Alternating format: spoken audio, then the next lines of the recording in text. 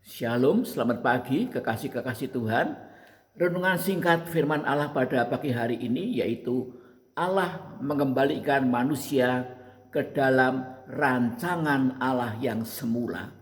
Kita membaca kitab Kejadian pasal 1 ayat yang ke-26, haleluya, sampai ayat yang ke-28 sebagai berikut.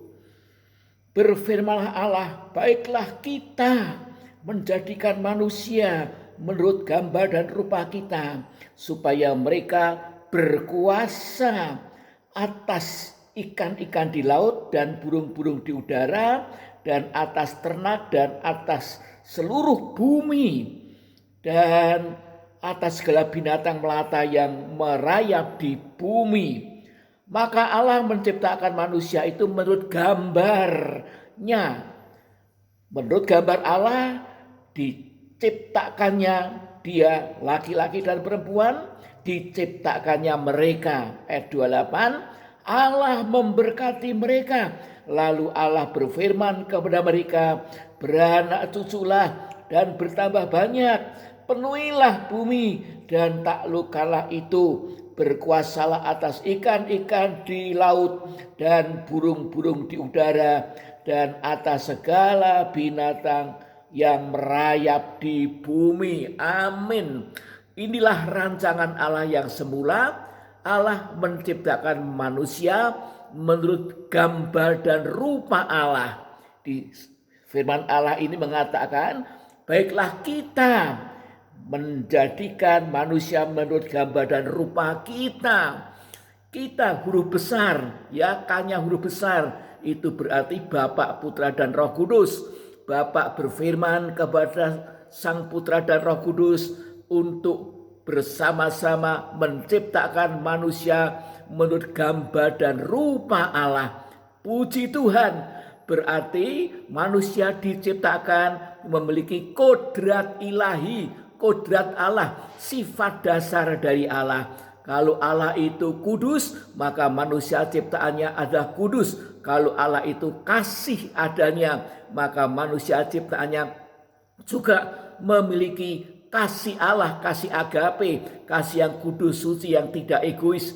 Puji Tuhan, kalau Allah itu penuh dengan hikmat, maka manusia juga memiliki hikmat Allah. Kalau Allah itu sehat, penuh dengan kuasa, maka manusia ciptaannya itu juga manusia yang sehat dan penuh dengan kuasa, walaupun belum sempurna seperti Allah.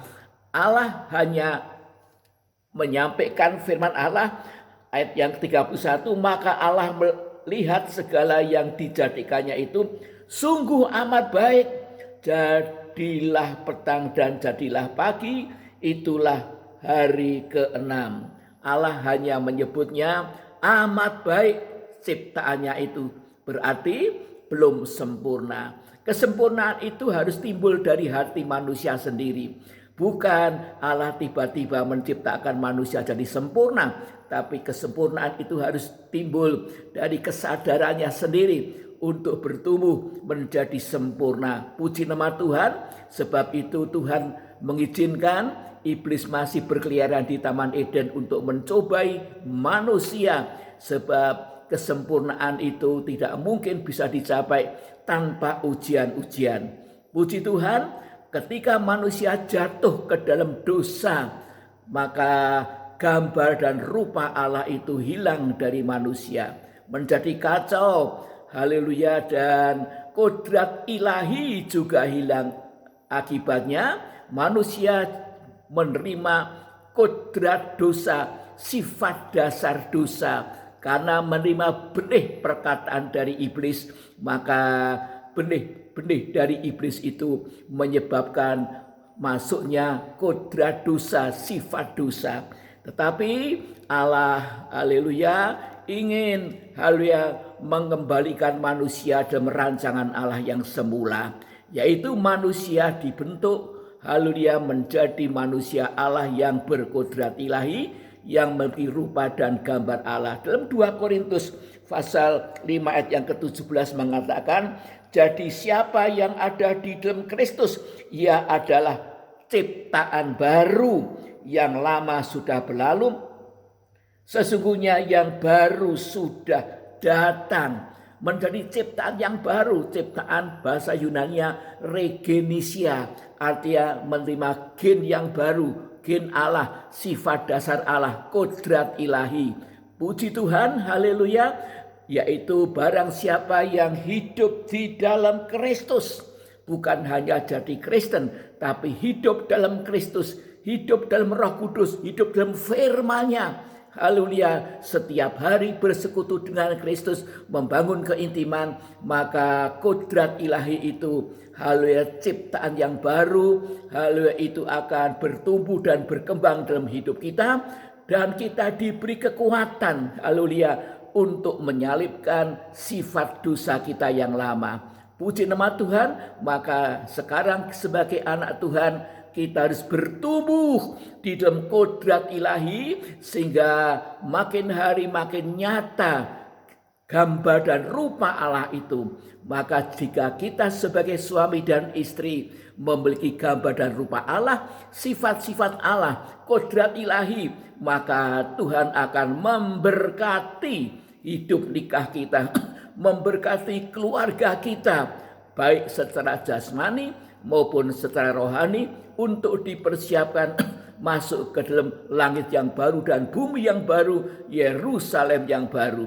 Puji Tuhan, sebab itu kita harus senantiasa bersekutu dengan firman-Nya dan Roh Kudus, sebab lewat firman dan Roh Kudus itu kita menerima benih Allah, benih ilahi, yaitu kodrat Allah yang harus berkembang dalam hidup kita ini.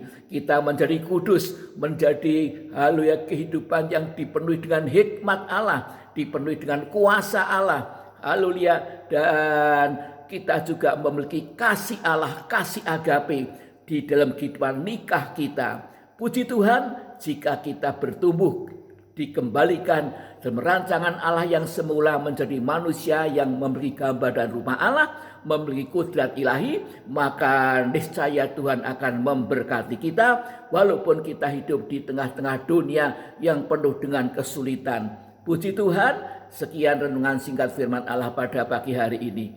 Mari kita berdoa. Bapa yang di surga, haleluya, kami berterima kasih ya Tuhan, kalau Engkau menyatakan bahwa korban Kristus itu bukan hanya untuk menyelamatkan kami masuk surga, tetapi untuk mengembalikan kami ke dalam rancangan Allah yang semula, yaitu menjadi manusia yang diciptakan baru, haleluya, memiliki kodrat ilahi, kembali memiliki gambar dan rupa Allah yang harus terus dikembangkan, karena kami ya Tuhan senantiasa mengindahkan Tuhan, mengindahkan Roh Kudus dan firman-Nya. Haleluya, terima kasih Tuhan, sehingga kami mendapatkan kekuatan di Roh Kudus untuk menyalibkan kodrat dosa kami. Terima kasih, sehingga kodrat ilahi itu yang dominan dalam hidup kami. Terima kasih, haleluya, kami berdoa untuk korban-korban Gunung Semeru yang meletus. Tuhan juga akan melawat, memberkati, dan haleluya, supaya para korban ini boleh menyadari bahwa mereka harus mencari Tuhan yang benar